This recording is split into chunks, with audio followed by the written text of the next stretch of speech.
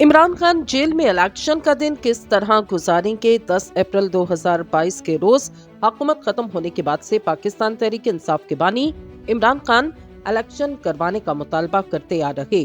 आज तकरीबन 2 बरस बाद जब मुल्क में आम इंतखाबात होने जा रहे तो ना तो इनकी जमात इस अमल का बाकायदा हिस्सा और ना ही वो खुद इसमें कोई अमली किरदार अदा कर सकते, क्योंकि वो जेल की सलाखों के पीछे।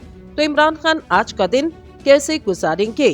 इस सवाल का जवाब जब पाकिस्तान तहरीक इंसाफ के सेक्रेटरी इत्तलात और तर्जुमान रऊफ हसन से पूछा गया तो इन्होंने कहा, एक कैदी के पास क्या इख्तियार होता कि वो अपनी मर्जी से कुछ कर सके। इत्तलात के मुताबिक इमरान खान ने अपना वोट इलेक्शन से एक रोज पहले यानी 7 फरवरी को पोस्टल बैलेट के जरिए कास्ट किया।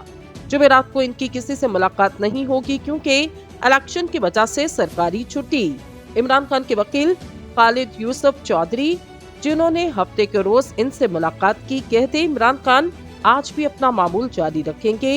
इमरान खान के कमरे में टेलीविजन मौजूद, इनको अंग्रेजी अखबार भी रोजाना फराहम किया जाता।